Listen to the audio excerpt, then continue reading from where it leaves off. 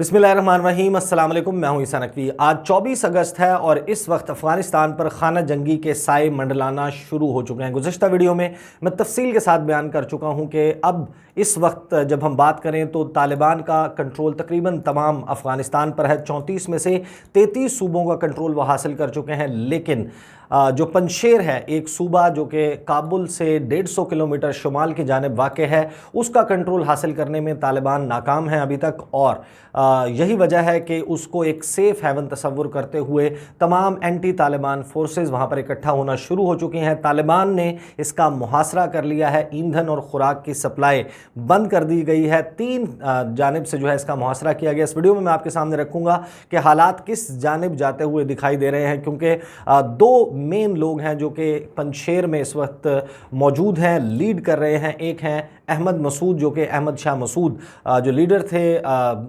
Farmer northern alliance के, वो वहाँ पर मौजूद हैं। और अमरुल्लाह साले जो हैं वो फर्स्ट वाइस प्रेसिडेंट थे। और जिस वक्त अशरफ गनी फ़रार हुए तो उसके बाद उन्होंने कहा कि अब क्योंकि अशरफ गनी नहीं रहे अफ़गानिस्तान में, तो अब वो एक्टिंग प्रेसिडेंट हैं अफ़गानिस्तान के। इनके साथ मौजूद हैं मार्शल अब्दुल रशीद दोस्तम और गवर्नर अता नूर। ये दोनों फ़रार हो चुके 15 अगस्त को, जिस वक्त काबुल जो है उसको टेक ओवर किया तालिबान ने, तो ये फ़रार होकर उज़्बेकिस्तान जाने की इनकी इतलात थी। इनके भी जो फोर्सेस हैं, इनके भी जो जंगजू हैं, इनके जो लड़ाका फ़ाइटर्स हैं, वो भी मौजूद हैं पंशेर में। और इस वक्त मैं आपके सामने रख देता हूँ कि क्या सूरत हाल चल रही है। और इंतहाई अहम किस्म के बयानात आ रहे हैं। तालिबान भी इस सारे मामले को फ़ॉरगो करने के लिए तैयार नहीं है।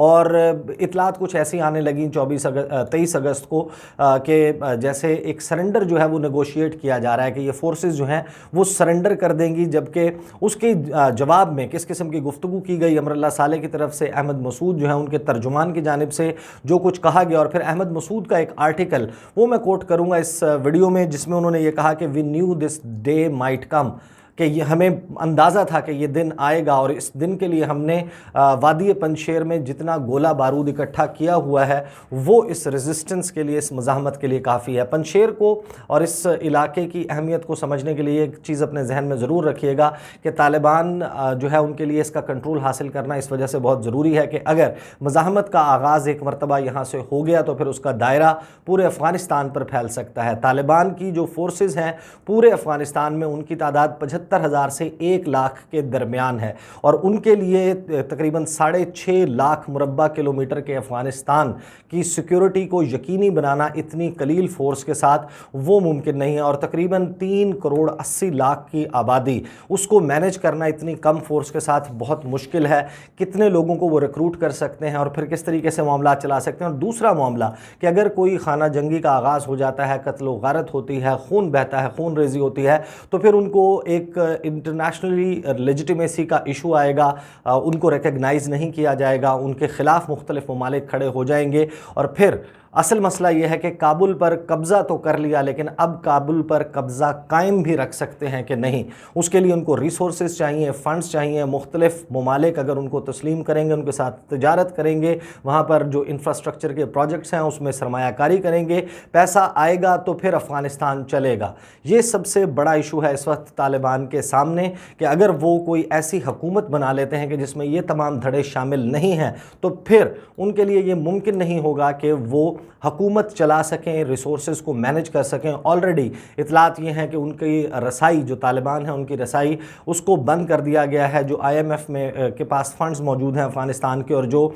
बैरून मुल्क मुख्तलिफ अकाउंट्स में अफ़गानिस्तान के जहाँ जहाँ कोई पैसे मौजूद हैं, उन तक रसाई भी बंद है। जिस किस्म की सूरत हाल है उसके ऊपर मुख्तलिफ आलमी इदारे इस वक्त अपना ख़दशा ज़ाहिर कर रहे हैं कि एक बड़ा इंसानी अलमिया अफ़गानिस्तान में जन्म लेता हुआ दिखाई दे रहा है, क्योंकि रास्ते बंद हैं, ख़ुराक की सप्लाई, दवाइयों की सप्लाई और ज़रूरी जो अशियाए खुर्द व नोश हैं उनकी सप्लाई में बहुत ज़्यादा तात्तुल आ रहा है। और लोग जो हैं उनको बहुत जल्द वहाँ पर भूख का सामना करना पड़ेगा। और सर्दी से पहले पहले, फॉल ऑफ विंटर से पहले पहले ये यकीनी बनाना होगा कि इन तमाम अशिया की सप्लाई मुख्तलिफ जो दुश्वार गुजार पहाड़ी इलाके हैं वहाँ पर पहुँच सके। तो अफ़गानिस्तान जो है वो कोई इतना आसान जो है वो तरने वाला जो है वो नहीं है किसी के लिए भी। और जितनी भी एथनिसिटीज़, कौमियतों के लोग अफ़गानिस्तान में मौजूद हैं, हैं उनको अगर तालिबान हिस्सा बकदर जुस्सा नहीं देते, सेंटर में एक ऐसी हुकूमत कायम नहीं करते, तो फिर उनके लिए मामला चलाना बहुत मुश्किल। और यही एक बात है जिसको बारगेनिंग चिप के तौर पर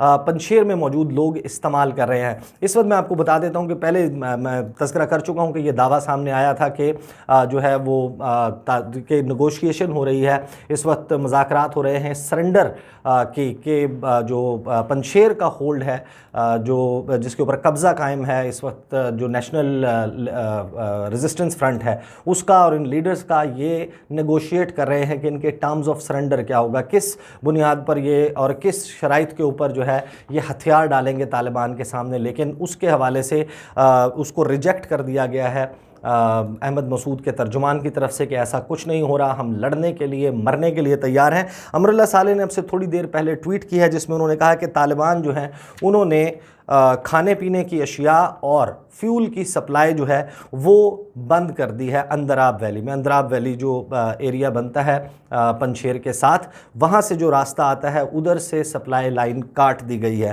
फिर उन्होंने कहा जो ह्यूमैनिटेरियन सिचुएशन है वो इस वक्त बहुत संगीन होती जा रही है। हज़ारों ख़वातीन और बच्चे वो भाग कर पहाड़ियों पर जाकर उन्होंने पनाह ले ली है। और गुज़श्ता 2 दिन से भी उन्होंने इल्ज़ाम लगाया कि जो तालिबान हैं उन्होंने बच्चों को, ख़वातीन को और बूढ़े अफराद को अगवा करना शुरू कर दिया और उनको एक ढाल के तौर पर इस्तेमाल किया जा रहा है ताकि door to door search operation जो है वो किया जा सके और मुख्तलिफ़ इलाकों का आहिस्ता आहिस्ता कंट्रोल जो है वो हासिल किया जा सके पंजशेर में। फिर उसके बाद उन्होंने एक और ट्वीट की जिससे वो लगता है कि जैसे उन्होंने एक तरह से ये बोल दिया है कि मैं मरने के लिए तैयार हूँ, मैं लड़ूंगा और मैं पंजशेर में ही मर जाऊँगा। उन्होंने लिखा एक इंटरव्यू का क्लिप था जिसको कोट करते हुए उन्होंने ट्विटर के ऊपर ट्वीट किया कि that indelible colour red in my heart is Afghanistan, कि ये जो ज़िद्दी किस्म का सुर्ख रंग है मेरे दिल के अंदर ये अफ़गानिस्तान है।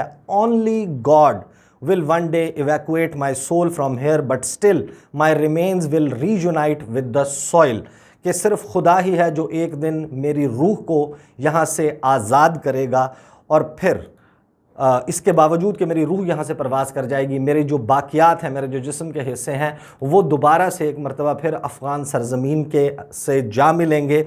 आई own Afghanistan and it owns me, मैं अफ़गानिस्तान से हूँ और अफ़गानिस्तान मुझसे है। वी आर वन, हम एक ही हैं। It speaks to me every day, Afghanistan जो है वो हर रोज़ मुझसे बात करता है।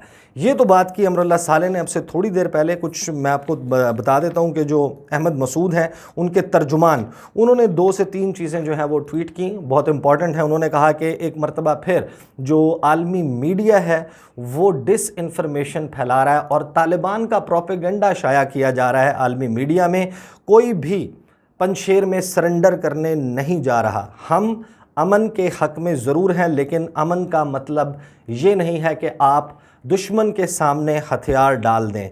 फिर साथ ही उन्होंने जो है वो अपनी कुछ शराइत सामने रखी। उन्होंने कहा कि अफ़गानिस्तान में कोई भी कौमियत के लोग जो हैं वो मेजॉरिटी में नहीं हैं। अफ़गानिस्तान एक मजमुआ है मुख्तलिफ़ अक़लियतों का, और वो जो अक़लियतें हैं मुख्तलिफ़ जिनका कल्चर से, ज़बानों से ताल्लुक़ है, उनका ये मुतालबा है कि एक ऐसी पावर शेयरिंग डील बनाई जाए अफ़गानिस्तान में जिसमें हर किसी को हिस्सा दिया जाए। साथ ही उन्होंने जो है वो ये कहा कि जो अफ़गानिस्तान है उसमें हम नहीं चाहते कि बहुत ही सख्त कवानीन जो हैं वो बनाए जाएं, बड़ा मॉडरेट सूरत होनी चाहिए इस्लामी कवानीन की, लोगों को जो है वो शख्सी आज़ादी हासिल होनी चाहिए। इसके हवाले से उन्होंने एक अपनी पूरी लॉन्ग लिस्ट जो है वो सामने रखी। एक चीज़ बहुत अहम है जिसे समझना बहुत ज़रूरी है कि अहमद मसूद जो हैं उनके तेवर क्या हैं। उनका एक आर्टिकल जो है वो वाशिंगटन पोस्ट में शाया हुआ है चंद रोज़ पहले, जिसमें वो कहते हैं कि I write from the Panjshir valley today,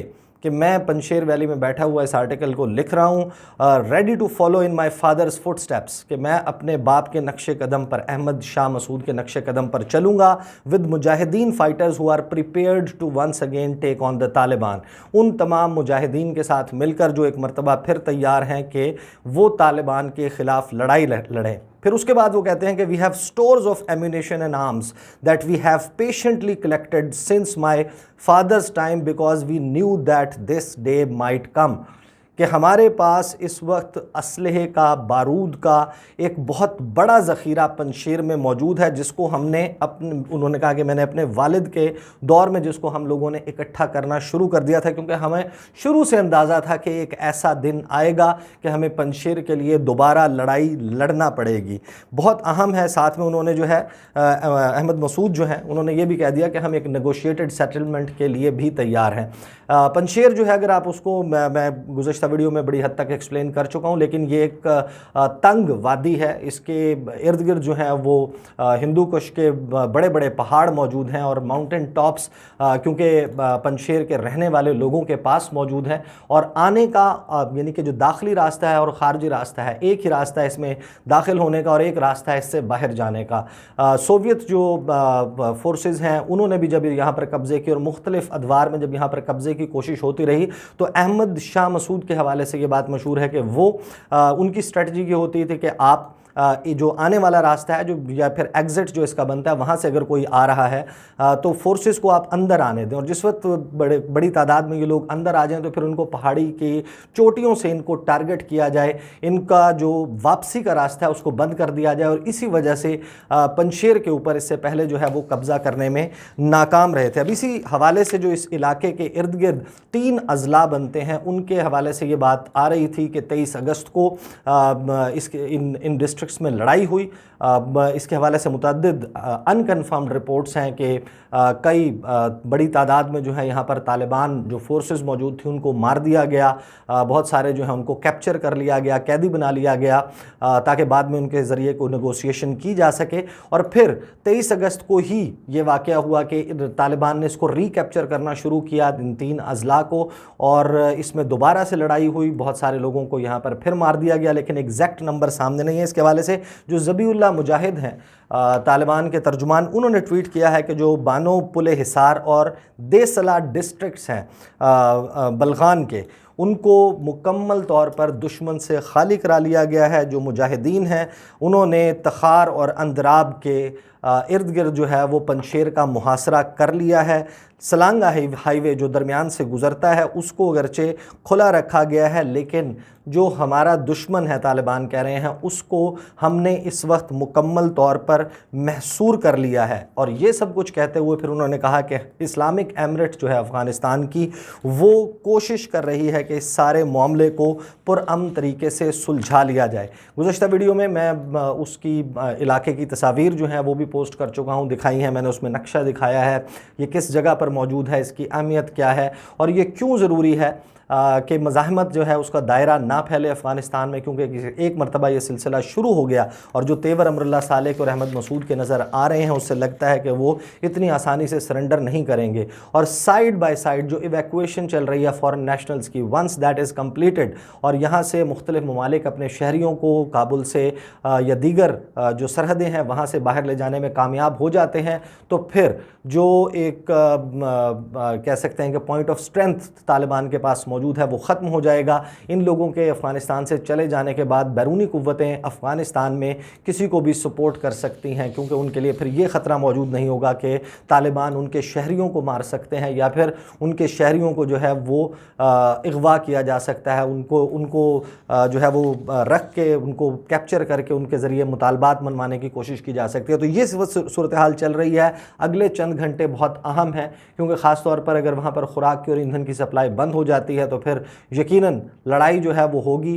ख़ुराक हासिल करने के लिए अगर कोई रास्ता बनाने की कोशिश की जाती है पंजशेर में मौजूद फोर्सेस की जानिब से, जो रेजिस्टेंस फ्रंट है उसके जो फोर्सेस हैं उनकी जानिब से, तो फिर लड़ाई जो है वो फैल सकती है। ये सूरत हाल किस तरीके से अनफोल्ड होती है इस पर मैं नज़र रखूँगा। इंशाल्लाह आने वाली वीडियो में भी इसके हवाले से मैं बात करूँगा। अगली वीडियो में आपके साथ मुलाकात होगी। मुझे इजाज़त दीजिए। अल्लाह हाफ़िज़।